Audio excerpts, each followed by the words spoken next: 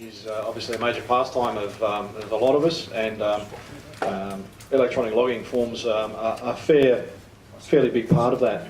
I'm not going to talk today about the benefits of electronic logging versus paper logging. Okay, I'm going to assume that you're here to learn about electronic logging and have made the decision to at least look into it or want to know a little bit more about it. Okay, so why would you want to think about logging things electronically? Well, most shacks these days have a PC in them. I say most, not everyone, but most of them do. We're using digital modes, we're using QRZ.com. I don't know if you're here for that presentation earlier, that intelligent, good-looking guy who did that one. But we use that. Tough audience, all right. All right. So there's usually a PC around somewhere near your radio these days, okay? So leverage it for logging is what I say. Significant features over paper-based logging, as we'll talk about in a little while. It helps with awards, chasing and contests as well. Saw Andy talk about contests before and how much fun they can be. We can integrate with our transceiver, so we don't have to type as much in or we don't have to write as much down these days. And as I mentioned before, you can interoperate with some of the online services, QRZ.com for example. Your electronic logging program, once you type in the call sign, go up to QRZ.com, grab the info, and populate it in your log for you. Okay? And there's a few others out there as well, EQSL, which we've talked about, LO2W, so on and so forth. All right, so I've got some screenshots to show you. This is the log program I use called Log4OM. I'm not going to try and sell it to you or plug it, thank you. It's just the one that I'm using, so it's the one I'll use for demonstrations. But different logging programs have similar features, they just look and feel different. So, all right, so as I said, this is Log4OM. It's just pretty much a standard type of interface there. Like I said, they all look a bit different. When you first fire it up, this is what you get, pretty much a blank screen. What I'll go through is and show you the different parts of the screen and show you what they're for and how they can work for you. So at the moment, it's pretty blank. So let's just say that we fired up our rig and we've heard a DX station calling and we made a contact with them. So you type in their call sign, IW3IBK, which is Simon in Italy. So you've typed in Simon's call sign. What the log program does here will go off and get information. Go get his name and a few other bits and pieces from QRZ.com. Across these other tabs here, we'll fill in information as well if it's available. So country, zones, all those sorts of things can be populated in there well if it's available online. The program itself will then go and check its database. Okay, and this particular program uses a standard database scheme, okay, called MySQL, which is a fairly sort of standard database type in the industry. And so what's popped up here in the middle there is all the other contacts that I've had with Simon over the years. Okay, and you can expand these windows and shrink them to suit your preferences there. So it just shows how many times I've spoken to Simon, which is 3 in this case. Down the bottom here, it shows you how many times and what bands and what modes you've worked that particular country. So in this case, I've worked Italy a couple of times, okay? Once on phone and on digital, both on 20 metres, which is highlighted there, which is the band I'm on at the moment, and also on 15 metres. So it shows what band and what modes I've worked that particular country. It also shows, I don't know how easy that is to see, but just has a bit of a graphical representation there of where you are versus where your DX contact is. So just nice to see how far away you are there. Up the top here, not sure if you can see it from down the back, we have distance in kilometres, short path bearing, long path bearing, and locator. So for those of you that are lucky enough to be able to need to use short path and long path information, it's there for you. So you can spin your antenna around if you want to optimise the contact there. Can't spin my wire around in a tree, it doesn't work, I've tried. Spin the tree. I just orientate my house around. All right. Up the top here we've got, it's greyed out, so it's probably a bit hard to read. We've got band, 20 metres, and the frequency. Now that information is put in there automatically through an integration through another utility called OmniRig, which is another bit of software that runs on your PC, connects to your transceiver through the serial port or USB port if that's what you're running. So the program pulls all that information out from the radio as well, so you don't have to remember to change bands in the logging program when you change bands on the rig. Okay, very handy. I've been caught out many times by that myself, so good. Down the bottom, you can see it. There's a couple of status indicators there, some green and red ones. The green one on the left says CAT status. That says that the program is correctly talking to my transceiver, so it has an interface and it can talk to it. And the other green one next to it says HRD log on air. We'll talk about HRD log in a little while, but basically it's an online logging system or service, and you can actually show your on-air status through that service if you like. So for example, on your QRZ.com page, now that you're all experts in setting that up, you can actually get one of those little HTML codes I mentioned before from HRD log, put it on your QRZ.com page, and when you're on air, it will come up and show that you're on air, what frequency you're on, and what mode you're using, in this case, SSB. Or if you're on JT65, it'll show you're on JT65. Okay. Just a nice thing to have. All right. Over here on the right-hand side, there's a little green box here. Excuse me. Just up here says ESL required. Okay, that basically means that I've got mine hooked up through EQSL, and it basically tells me that I'm waiting for an EQSL to come through from this particular contact. You can also do a lookup. Click on that button. It's going to go to where you reckon it'll go if I click on that? QRZ.com. Just go and get a. Where's your Milky Vast, mate? All right. Or if there's information available on his particular personal website, it'll try and go to his website for you if you want to. Down the bottom here, we've got some cluster integration as well. Okay, so you can choose to look at the latest spots on digital, CW, or phone as well. So you turn these on or off. Okay, as we saw before with cluster information. So electronic logging programs are very integrated, as I mentioned, with a lot of other services that are out there. Your clusters, QRZ.com. So there's a lot of information on the screen in front of you to use if you want to. All right. So you've got an electronic log, you've got it on your computer, it's all good fun, but, you know, computers crash, power goes off, all sorts of things happen. So there's 4 things that I probably want to emphasise today. First one, back it up. Second one, back it up.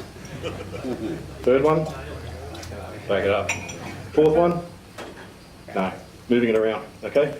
You're going to get a new PC one day, you're going to have to replace your hard drive or upgrade your operating system, so you're going to have to move your log somewhere, okay? There's a couple of ways of doing it. A couple of ways of backing it up as well. So traditionally, you can just make a copy of it if you want to, or if you are diligent enough to actually back up your PC, okay, routinely, then hopefully it'll capture it there. Now, I'm not going to go through all of that. There will be a test on it later, but I'm not going to go through it. Okay, so moving your log around, you can usually import and export your log files through your log management software. There's a standard format for logs called ADIF, Amateur Data Interchange Format, and I've just printed out the first entry of mine. It's a bit of a preamble, but then this is one log entry. Okay, you've got your parameters here that are enclosed between larger than, less than, or greater than signs, and then you've got the variable. So in this case, to pick an example, KB1 OPR is the DX in this case that represents that log entry. And there's all sorts of other information, grid square, QSL status, my grid square, my name, his name, Rick, you know. So that's basically ADIF format, if you like. Concept being it's a standard format. Every log program that's worth its weight is going to be able to import or export in this format. So that's how you can move your log around. So if you're going to get a new PC and you want to move your log to that PC, export it in ADIF format onto a USB, take it to the other PC, import it in ADIF format, and bang, it's in your new program. That's how you do it. There's a different logging format for contest logs normally called ADI, and generally it's a lot smaller and succinct. So we're only really interested in the details about the contact itself. So the call sign, the other station, the time, the band, frequency, mode, signal reports, etc., etc. So for contest logging, it's a little bit different, okay? But I just wanted to show you the two different formats that are there. Okay. So I mentioned before that there were a number of online services. There's Logbook of the World, which we touched on before. Okay, it's a very popular online logging program. Used a lot by the US. It's run by the ARRL. Okay, I attempted to get it set up and running and got quite distracted and upset by it, so I haven't used it. But it's quite popular. Requires a fair bit of authentication, if you like. So they're very strict on making sure you are who you say you are. You have to install electronic certificates on your PC and things like that. So if you want to go through the trouble of doing it, well worth it. There's a lot of awards and things like that that are associated with it as well. So have a go, see what you think. EQSL, it's the one I use primarily. It's, I guess, similar in concept to Logbook of the World, just a different system. Effectively, what we have here is all of the contacts and all of the QSLs that were exchanged. And we saw earlier about exchanging electronic QSL cards. This is that system. Basically, what we have here is the QSLs that I've sent and have come back. So this one, for example, at the top here, from Asiatic Russia, I would have sent him or her an EQSL, and they would have replied and essentially verified that contact. The ones here that have the red and green icons next to them are ones that have been sent to me for me to verify. Okay, so what I would need to do is go and check in my log for this particular contact. If it's correct, if it's in my log, I click on the green and an acknowledgement gets sent, and they'll get an entry in their log that looks like that. So we've exchanged QSLs, we've confirmed them, we're good. Okay, and that's effectively the basis for that. Of course, backing up your log, if you're going to send your contact information to these services, it is in effect a kind of a backup of your log. Okay, so that's one way of looking at it as well. Okay. We've also got Club Log, which is, I guess you could best describe it as like a league table and statistics gathering and reporting style service, although you can use it to record all your information in here as well. But generally, there's a lot of, like I said, statistics. There's a lot of log searching, most wanted, a lot of analysis type stuff that goes on with logs that go up there. So that's generally, I guess, the primary purpose of Club Log. But I would encourage you to use it because it does help with statistics, reporting, analysis, and all that of the hobby globally. All right, let's talk about logging programs very quickly. Okay, like I said, I'm not here to tell you which one's good and which one's bad, but what I've done here is I've just gone onto eHam, okay, and look at the reviews there, take them with a grain of salt. But effectively what I've done is I've sorted them by highest number of reviews, okay, and then looked at the average rating. Premise being there that the more reviews there are, potentially the more popular it is, the more people have got feedback for it. So Logbook of the World, unfortunately, rates 3.3 out of 5.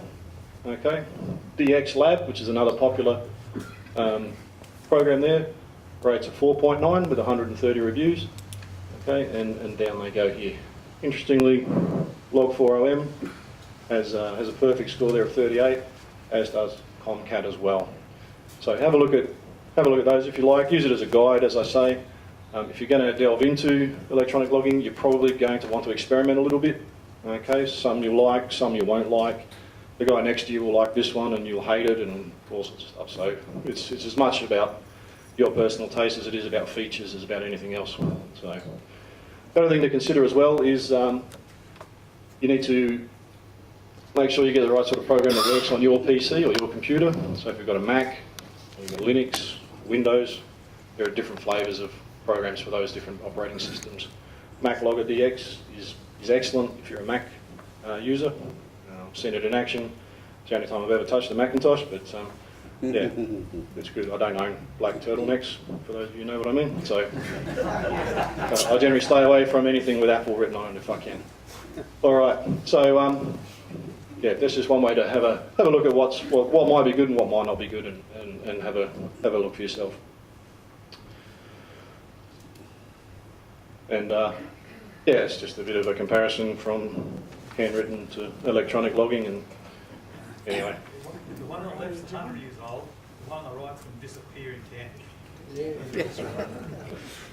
Well, you put it up in the cloud, it'll be there forever. Oh, yeah. Sorry? You'll need the MIG tool there. That's what I'm charging you for the silver cloud. Every cloud has a silver lining. That's why they made it. That's right, yeah. And just remember, if you're wondering what the cloud is, just replace the word cloud with someone else's computer, and then you'll understand what the cloud is.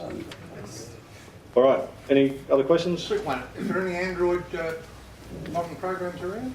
I don't know, to be honest. Yes? Yeah, there's a few people nodding their heads, yeah. Have you put all your written old logs onto the new one? All my what, sorry? All your handwritten logs. All my what, sorry? Well, I guess you haven't imported them, have you? The only handwritten logs I have are usually the ones that I write down when I'm at Mount Gawler with Nigel. Okay. Yeah. So he writes them down and I enter them when I get home. I'm just wondering how long it would take me to update for all the old logs. All right, apparently Paul can answer that for you, so I'm going to hand over to him. So I'll say thank you very much and hand back to Paul. If you don't run an electronic log and you want to start running an electronic log, the best way of creating an ADIF file for you to upload to a whiz-bang electronic log, there's a program called Fast Log Entry.